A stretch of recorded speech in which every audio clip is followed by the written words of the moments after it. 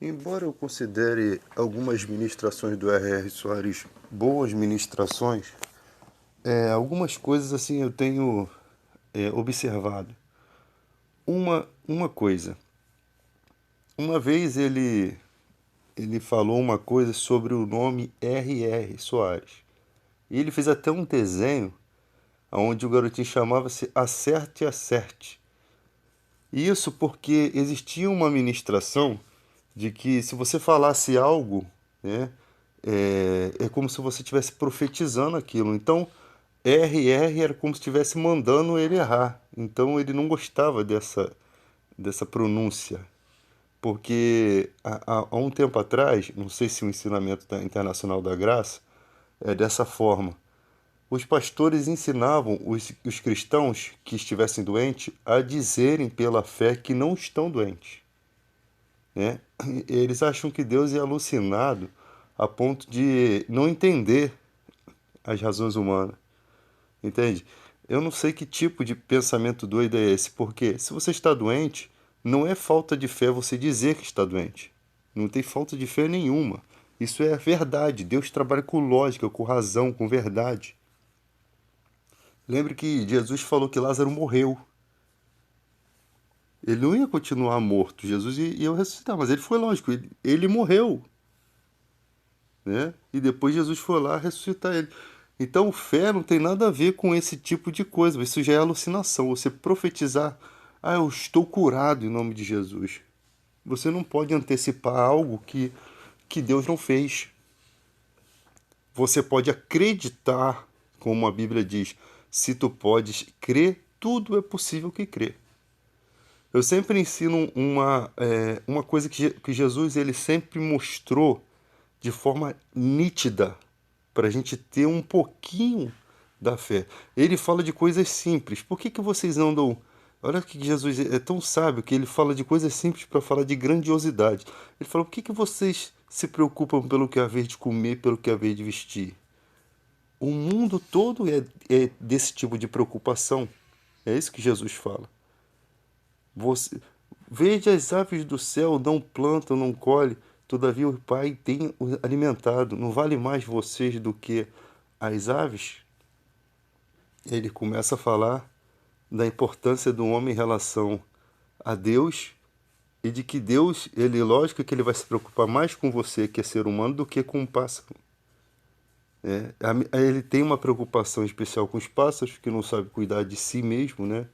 Então ele precisa da natureza, ele precisa de ter ali o alimento e, e ele ensina essa dependência dos animais da bondade de Deus. E depois ele fala das vestes, né? Ele fala, e pelo que haver de vestir, veja os lírios do campo, que Deus as veste hoje, né? Dessa beleza, para amanhã o sol vir queimá-las. Tipo assim, por um dia Deus cuida da natureza para que no outro dia ela seja destruída e renovada. Não vale mais vocês do que as plantas, do que as flores? Então ele usa essa pequena mensagem para falar de coisas grandes, porque se você naquele momento está desempregado, você guarda essa palavra que Deus vai cuidar de você. Se tu podes crer, tudo é possível que crer. E é isso que Deus quer. Deus não pode desonrar aquilo que Ele quer que você faça. Só que Deus também não é esse Deus que você tem que botar Ele contra a parede. Não é dessa forma que um filho se submete ao pai. Veja o exemplo de Jesus. Se você pedir alguma coisa segundo a vontade de Deus, Deus ouve. Você sabe que Ele ouve e Ele atende. Está certo que atende. Ele quer que você crie um laço de fé. Então você pede uma coisa aqui, que o emprego não é a segunda vontade de Deus? Quer dizer que Deus quer que você passe dificuldade, fome, necessidade? Então, imagina se essa mensagem chega nos lugares tenebrosos.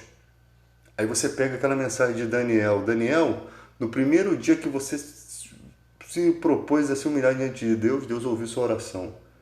Naquele lugar onde Daniel estava, a situação era muito mais grave, porque haviam forças espirituais impedindo de chegar a bênção de Deus ali. Então havia uma luta para se chegar ali. Essa você pode comparar a esses lugares que passam, onde as pessoas têm fome, que às vezes a ajuda humanitária não chega. Tem que desenrolar uma trajetória de nação. Então alguém tem que se humilhar ali, né? Alguém tem que se levantar com o espírito de Daniel, se humilhar. E às vezes eu vejo pessoas que aceitam Jesus em outro país e morrem em vão. O cara naquele primeiro amor, né? Ele não tem sabedoria, então ele aceita morrer, aceita com que a família morra, tá? Ele quer expressar o evangelho rapidamente, não se esconde, não tem uma coragem que o Paulo tinha essa coragem, mas teve orientação de uns que falavam, Paulo queria encarar o mundo e os profetas falavam, não, eles vão te matar. Desceu ele pela cesta, né? Por mais que você tenha fé, você tem que seguir os passos do Espírito Santo. Deus não vai ficar toda hora mandando um anjo, toda hora fazendo milagre, não. Tem coisas que você precisa saber de obediência. O Espírito Santo orientava Paulo para ir para um lugar, através de visões, ele podia ir para outro lugar, né? Como Jonas fez. Então, esse negócio de você falar, não, eu estou curado. O falar não tem nada a ver com fé. Porque a fé ela tá atrelaçada ao que? Ao seu coração. Você que crê com o coração que aquilo é de Deus. E outra coisa, você tem que ter uma fé racional. Como Sadraque, Mesaque e Abednego estavam à beira da morte, e eles disseram que Deus tinha capacidade de salvá-lo, mas se quiser salvar, salve. Se não quiser, nós não vamos adorar o seu Deus. Eles tiveram medo, eles tiveram fé naquele momento. Eles não sabiam qual era o destino que Deus ia dar a eles. Eles sabem que Deus é o Senhor do destino. Ele que disse se vai viver ou se vai morrer.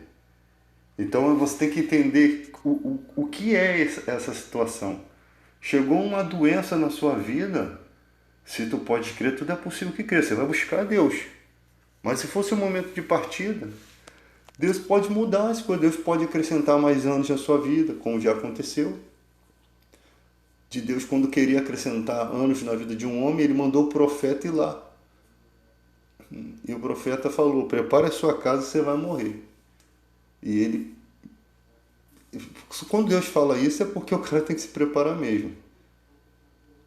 Então, tipo assim, é como se você não estivesse fazendo um objetivo, não chegando ao nível espiritual. Então, eu vou te recolher, mas ser recolhido por Deus, como Paulo diz, viver é Cristo, morrer é lucro, entende? Para quem está numa vida espiritual, se fosse um homem como Paulo, prepara sua casa, você vai morrer, tá bom, estou preparando. Deus não ia mandar alguém se preparar se ele não tivesse em falta alguma coisa. Porque se ele tivesse completo, Deus o recolhia, sem drama, sem nada, e isso não ia causar mágoa, ressentimento nem nada para o servo de Deus. Porque a morte do servo de Deus é preciosa diante de Deus. Para os cristãos tem que entender isso, né? Quando você compreende que a morte é uma extensão da vida e da vida eterna, para aqueles que é como se Deus estivesse dando um prêmio, e as pessoas tristes porque Deus levou, a gente fica triste pela saudade, mas essa tristeza ela não pode se converter em desânimo total de vida. Senão, como Jesus disse, Paulo disse, não sejam como os incrédulos, que não têm esperança. Isso é falta de fé. Você tem que ter esperança. Eu sempre digo, se não existe vida eterna, Deus não existe ou ele é ruim. Porque onde que vai ter a recompensa aquela criança que foi morta injustamente, né? Aquela criança que nasceu, mas não teve nem tanto tempo de vida, aquele adolescente que teve câncer? Aonde vai caber a justiça de Deus ali? Então, no que nós entendemos de Deus, né, que hoje nós vemos em parte, mas então veremos face a face, como diz a música do Renato Russo, e isso está na Bíblia. Hoje nós conhecemos como um espelho da época de Paulo, que era de prata, que não dá para você ver, não reflete bem. Nós conhecemos um pouco de Deus, ninguém conhece a totalidade de Deus, o saber de Deus. E esse pouco, as pessoas pedem razão de Deus para a gente que quase não sabe nada de Deus, a gente sabe pouca coisa. A gente só tem que entender o seguinte: se Jesus disse que Deus é amor, ele é amor. Se Jesus diz que Deus é justiça, é fogo consumidor. Todas as declarações referentes a Deus é verdade. Tanto que a vida é assim: você tem um caminho ruim aqui, um atalho para você seguir, que vai te trazer lucro, vai te trazer benefício. E você vai lá, ou você não consegue e morre naquilo, e eu não sei como é que vai ficar a sua situação diante de Deus, de juízo, porque ele vai ser o justo juiz, que ele vai pesar todas as condições ali, né? Ele não quer condenar o homem, mas o homem que se condena. Então, você tem a escolha de não seguir. Aí o cara vai e consegue, ultrapassa aquela barreira. A Bíblia fala, não, se você ultrapassar o muro, uma serpente o picará. Está em Provérbios. Se você ultrapassar o muro da justiça, do que é reto, aí você cai naquela situação. O que eu implantar também fará. Só que você não servindo a Deus, você está na dimensão do mal. Então, você vai colher muita coisa ruim. Aí o cara tá aqui se dando bem, tal. Daqui a pouco a vida dele começa a dar umas quedas. Ele casa com a mulher errada, os filhos dele não obedecem ele cai para as drogas, ele cai para a prostituição. Ele tá só se encalacrando. Cada dia a alma dele está se apagando, mas ele não vê isso. Porque os desejos, eles começam a sobrecarregar aquele coração de vontades. Nós cristãos podemos estar sobrecarregados de vontade. A parábola do semeador diz isso. A semente cai num lugar onde os cuidados do mundo, a fascinação da riqueza sufoca a palavra. Quanta gente tem patrão rico que não consegue fazer bem o seu empregado braço direito. Ele não consegue olhar o seu empregado como alguém que precisa ser abençoado. Ele olha o empregado como alguém que precisa ser abençoado. Bem suado mesmo, arranca todo o couro, né? Como diz a frase, arranca o ouro e chupa o buraco. Chupa, sei lá como é que se diz isso, mais ou menos isso aí. Ele não consegue, e olha que ele é cristão, só que em todo momento, todo mundo está reparando isso. Todo mundo está vendo como é que um homem de Deus não é abençoador, não é aquele que traz uma palavra de bênção, não é aquele que tem calma, tá sempre atarefado, tá igual Marta e Maria, né? Uma tá calma, consegue ouvir a voz de Deus, e a outra tá agitado, desesperado. Essas palavras, cara, é para centralizar a nossa vida. É para você dizer aqui, ó, como se o carro tá ligado, você desliga o carro, pera aí. O cara que está tirando a habilitação pela primeira vez está fazendo tudo errado, ele precisa desligar o carro. Ele precisa parar e pensar no que ele vai fazer. Como é que... Opa! Eu tenho que pisar na embreagem, eu tenho que jogar a primeira, para o carro não morrer eu tenho que pisar na embreagem, jogar em ponto morto e deixo o carro que ele não vai morrer. Seguro no freio aqui para não descer. Você tem que calcular, você tem que pensar. Então você não vai pensar com o carro em velocidade quando você não sabe a direção do que fazer. Então tem gente assim, cara, ele tá lutando, ele não tá derrubando leões por dia não, o leão tá agarrado nele, ele tá andando com o leão. Ele tá na luta, ele não sabe nem para onde luta, ele não sabe nem que guerra lutar. Então voltando na questão do R.R. Soares e de alguns pastores, o que me decepcionou, e é uma condição democrática que é o voto, é o apoio desses caras ao Bolsonaro. Isso me decepcionou muito.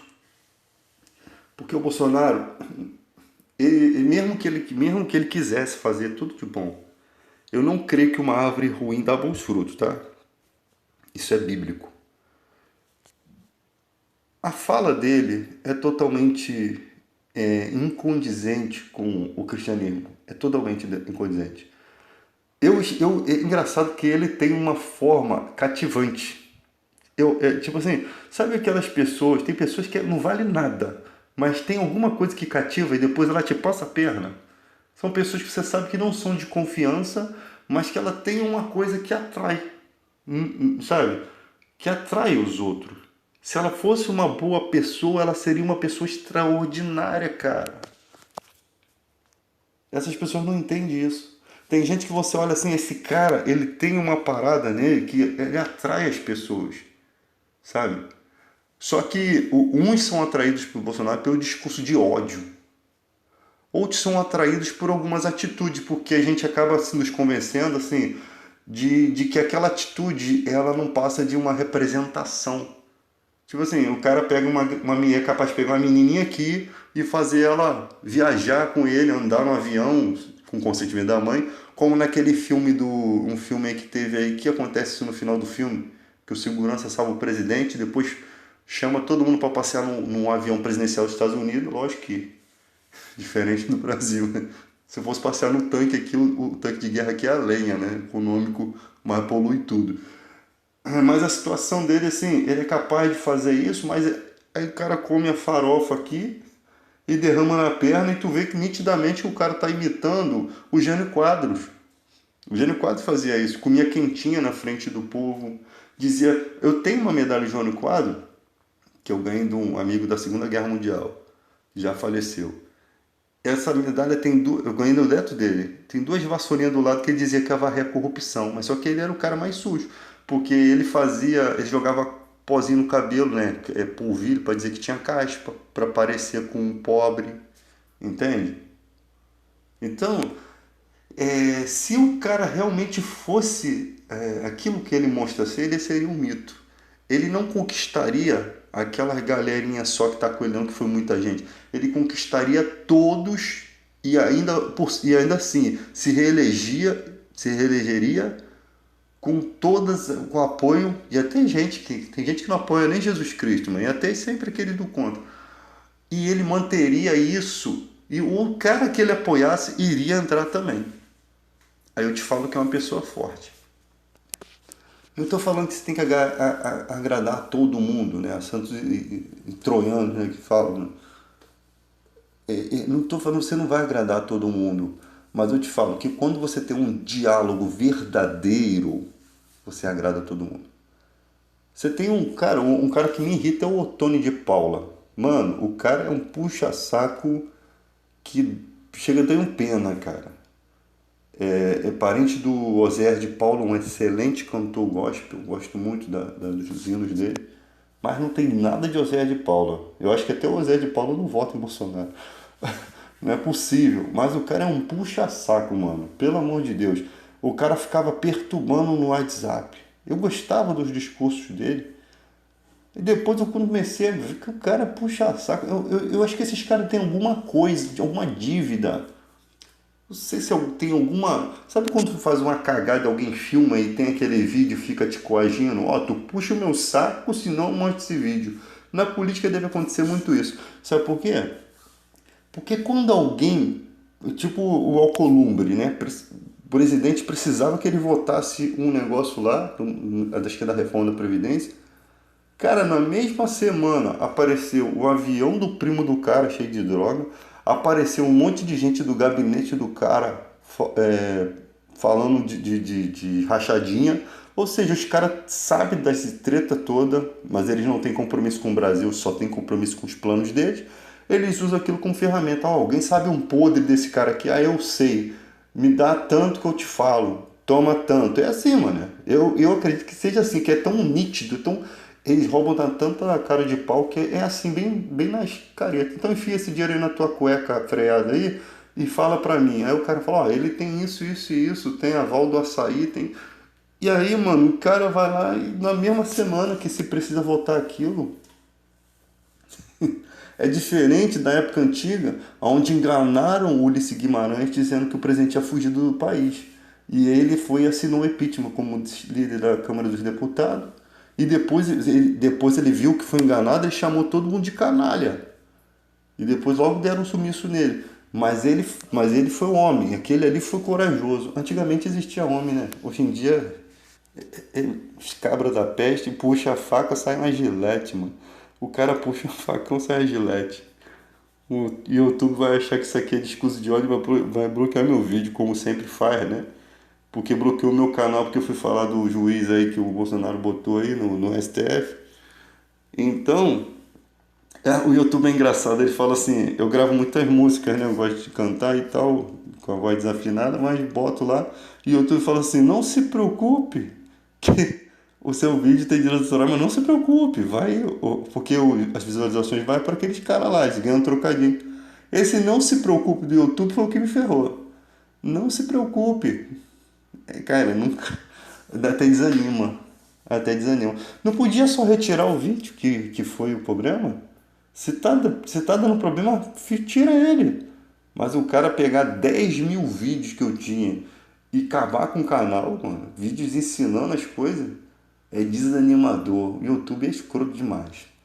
Mas infelizmente só temos essas porcarias mesmo para poder publicar as coisas, né? É uma boa porcaria.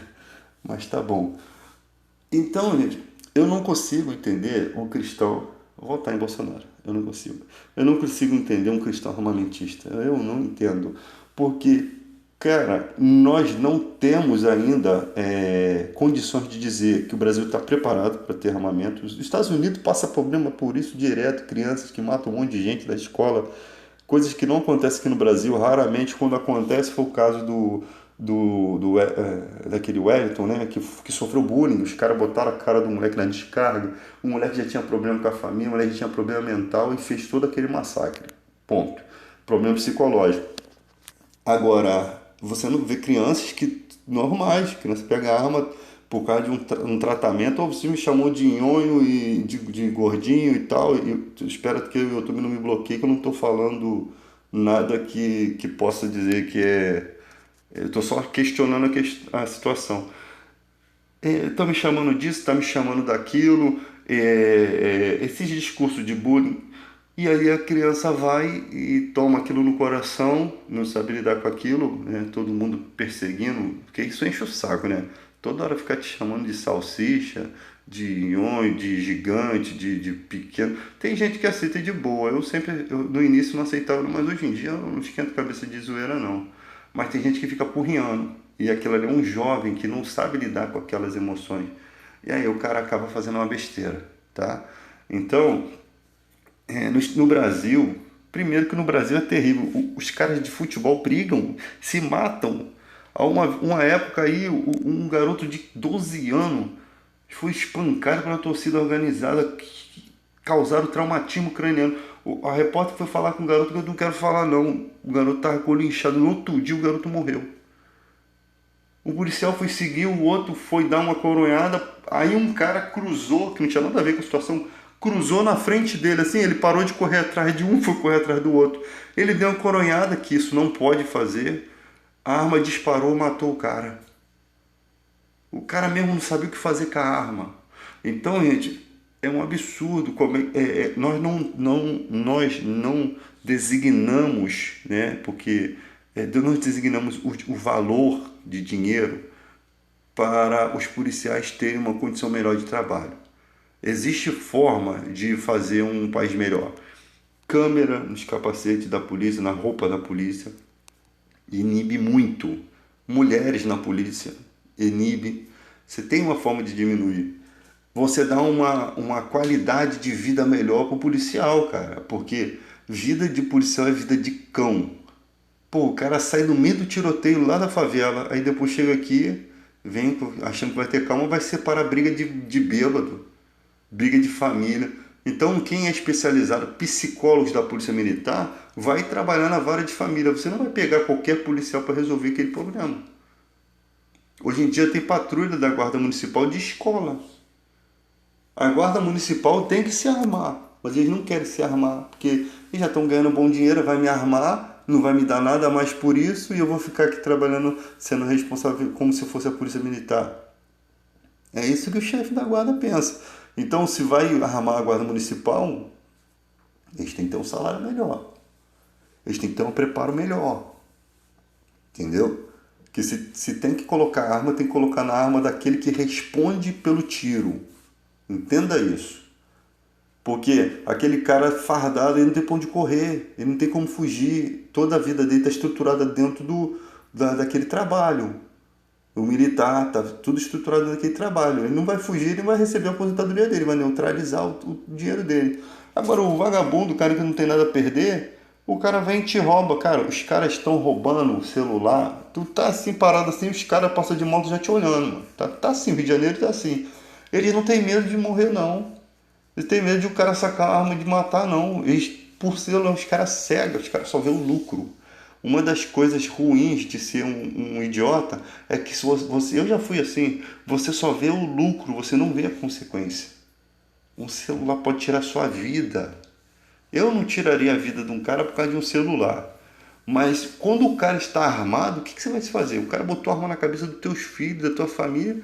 O cara que vier atrás e vir vai passar fogo. O cara que vier de carro vai jogar na lona. Então, não que queira isso. Eu sinceramente, esse cara, tô com o celular na mão, o cara deu o bote aqui na mão, saiu correndo. Eu não acho que eu vou pegar uma arma e vou matar um cara por causa de um telefone, irmão. Eu vou ficar muito bravo. Se eu puder na hora ali esganar ele, eu vou talvez esganar ele. Mas eu tenho controle. Mas eu sacar uma arma e matar uma pessoa com a celular, não vou fazer isso, cara. Não vou. Isso aí pra mim não é. Né? E o cara vai falar, você é a favor do assalto? Não, não sou a favor do assalto, só que eu não sou a favor também de tirar a vida, entendeu? Entendeu? Agora, se o cara puxou, do momento que o cara tá com uma arma de fogo ou uma faca, mano, pelo amor de Deus, aí ele já não tem mais, noção da vida, irmão. O cara tá perdido, o cara realmente vai te esfaquear, ele vai te esfaquear por causa de um celular. Ele vai atirar em você por causa de um celular. Às vezes o cara entrega o celular, o cara atira a si mesmo. Aí a polícia fica até confusa. Será que isso daqui foi um crime encomendado? E o roubo foi só um argumento? Porque isso acontece direto, tá? Então, gente, é complicado demais. Então, na questão aí dos pastores, o Brasil está passando por uma grande transformação. E eu sempre disse que isso ia acontecer. Em outros vídeos que eu tenho perdido na internet, sempre disse, né, que o dia que os cristãos dependessem da igreja, eles iam ver a situação como é que seria. E essa pandemia realmente mostrou isso. Tá? Então, gente, o objetivo aqui não é falar mal das pessoas, é falar as coisas erradas para que a gente possa corrigir, né? Então, voltando à parte de segurança pública, dar uma vida digna, um salário digno para o policial militar. Muita gente vai querer entrar para a polícia militar se vê que o serviço realmente compensa. Ao invés de você mandar o cara para invadir favela, bota o cara na pista aí para pegar os roubos, para neutralizar, mas não. Se não tiver assalto a carro, os caras não vendem seguro. Se tiver escola boa, as faculdades particulares não terão dinheiro. Claro que terão. Bacana não vai botar o filho para estudar com pobre, não. Se preocupe, não. Então, isso é só um esponduro mesmo. Então, ensino de qualidade, todos os alunos têm potencial para ter um ensino de qualidade. O que acontece no Brasil com o ensino público é que eles acham que a gente não tem potencial. A melhor fase para se estudar é a fase que você sonha. Que depois que você casa, irmão, o trabalho te tira o cansaço, né? O trabalho, a carga horária, te tira a motivação. Para você fazer um curso para melhorar de serviço, você tem que ultrapassar seus limites. Trabalhar num dia, fazer um curso no outro, e às vezes você não está bem, às vezes está com férias emendadas, às vezes o teu trabalho te desgasta muito. Na pandemia eu fiquei super desgastado com o trabalho, muito desgastado, porque trabalhei muito e as pessoas são chatas, lidar com o público é chato. Assim, é bom quando você tá bem, mas quando você tá cansado, sobrecarregado, não é bom nem para você. Eu não costumo transmitir para as pessoas, mas às vezes acaba escapando algumas coisas, né? Então, quem trabalha com o público, a gente tem que cuidar da sua mente, tem que cuidar das suas ações, tem que pensar antes de agir. Até uma brincadeira que você faz com os seus amigos, assim, a pessoa pode levar aquilo pro teu chefe e você ser demitido. Então tem que ter cuidado com tudo, tá? A maneira de falar, a forma. Tem gente que parte para dentro de você sem motivo, sem. A pessoa também tá ruim, junta o negativo com o positivo, irmão, aí dá ruim, dá curto. Então, gente, aí no caso é dois negativos, né? Nunca vi, dá curto, mas. Então, gente, a vida é dessa forma. E o brasileiro, ele, em questão de política, estamos polarizados, né? É metade para direita, estamos igual o lado A, lado B. Ao invés de pensar no Brasil, estudar uma proposta, verificar o que teve de mudança, o que teve de melhora, sabe? Vamos jogar a culpa na pandemia, vamos jogar a culpa na guerra da Ucrânia, vamos jogar a culpa em tudo.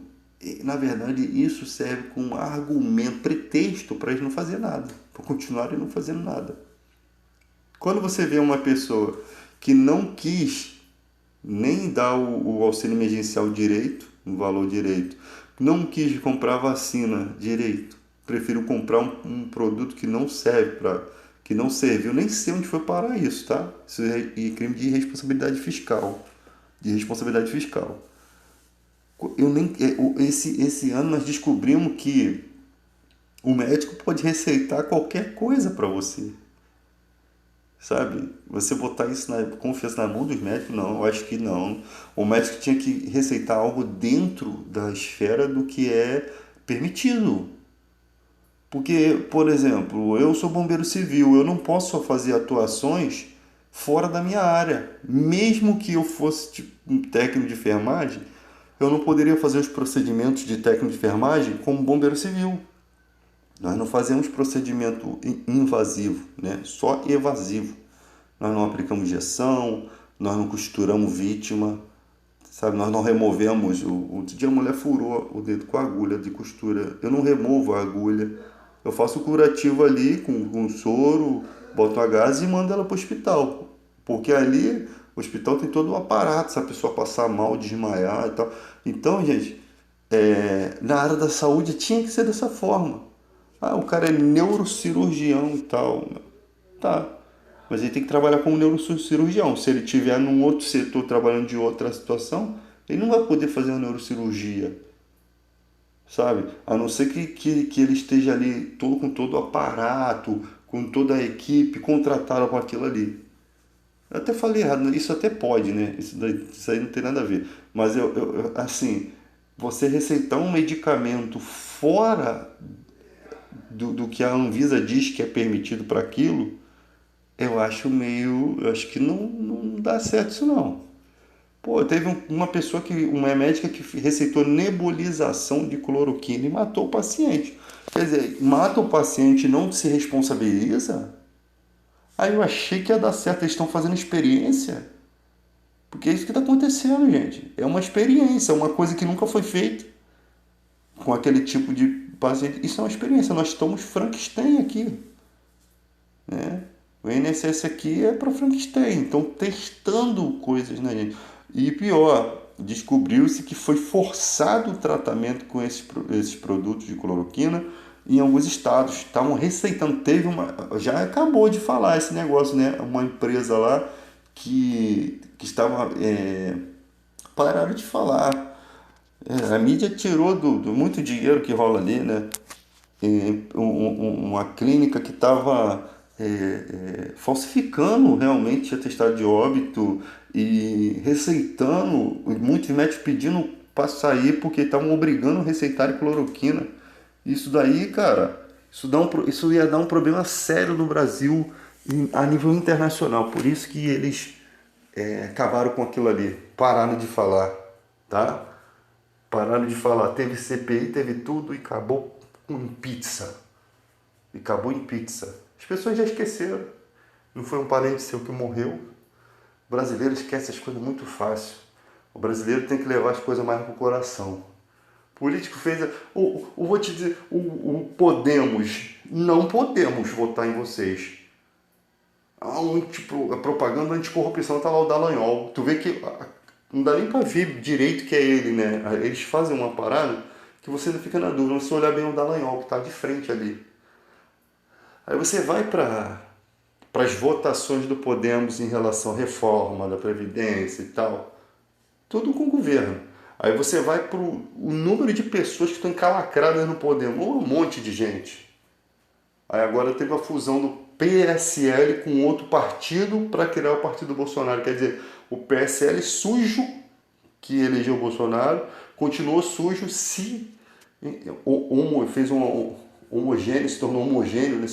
Se juntou para dar o nome do Brasil, não sei o que lá, que porcaria é essa que eles estão fazendo aí, para ser o partido do presidente Bolsonaro. Quer dizer, continuou na sujeira. Tá mais sujo que o Paulo de Galinheiro, o PSL. E é isso que acontece. Aí eu tenho que vir aqui falar de religião e política ao mesmo tempo. Outra questão, da questão lá da igreja. É lícito mesmo? Cara, se a igreja realmente pregasse o evangelho, ficasse na trajetória, ele não precisaria se meter em questões de política, não. Porque, na verdade, também é um dever social. A Bíblia ensina dever social, redarguir, repreender, corrigir. A Bíblia ensina a falar a favor do direito daquele que não sabe falar. E quando a gente fala aqui de política, de coisas assim, de religião, a gente está falando a favor daquele que não sabe falar, aquele que não tem condição de falar. Quem são os que não têm condição de falar? O cara não tem estudo, o cara trabalha de segunda a sábado, a pessoa não tem tempo para pensar em política, não tem tempo para estudar. Então a gente estuda por eles, a gente fala por eles. Porque o Brasil necessita de pessoas que falem por eles. Aí, quem o governo sempre ataca? Em toda guerra, quem são os atacados? Eu lembro de um filme que o cara falava assim, quem é médico? Aí a pessoa levantava a mão, quem fala várias línguas? Quem é professor? Vem aqui, que vocês vai ter uma carga aqui para vocês. Aí as pessoas iam, né? Tinha um cara que falava 5 idiomas, ele ficava na dele, que ele já sabia que era treta. Ele pegava essas pessoas e matavam. Médico, todo aquele que poderia influenciar uma sociedade, eles matam na guerra. Pastores, padres, sabe? Tanto você influenciar ideologicamente como religiosamente. Então eles não querem esse tipo de pessoa, eles querem o burro mesmo para manipular aquela pessoa que vai trabalhar sem reclamar, eles querem mão de obra barata, mão de obra escrava. Então, toda vez que atacam professores, eu já fico assim, irmão, esse governo não presta. Governo que inventando ideologia, você tem atributos sociais, você é comunista. Se você pensa no povo, você é comunista. Se você, sabe, sempre esse argumento. Foi assim que mataram o Vladimir Herzog. A morte do Vladimir Herzog foi a maior cagada que a ditadura fez, porque a partir dali, um padre, um bispo da igreja, conseguiu acabar com a ditadura. Né?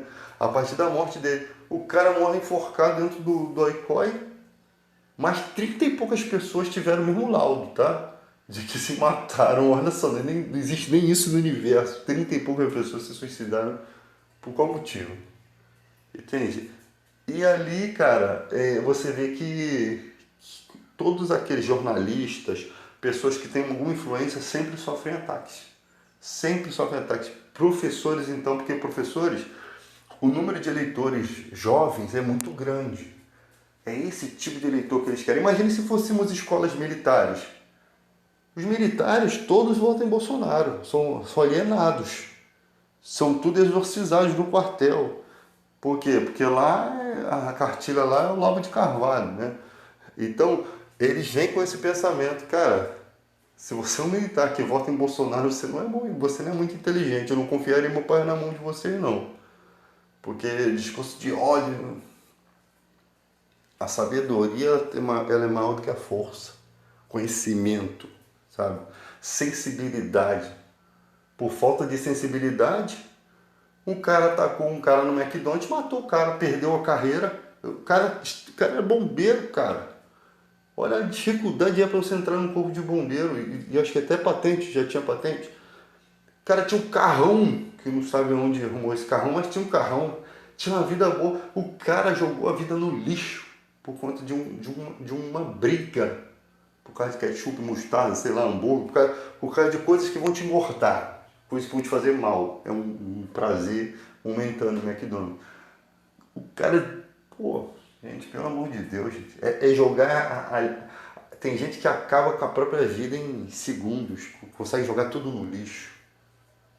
Sabe? A sorte que não matou o rapaz. A sorte que o rapaz sobreviveu. E o McDonald's tinha que fazer alguma coisa por esse rapaz, tá? O McDonald's nessas horas fica em silêncio. Não quer gastar nada. É muito complicado.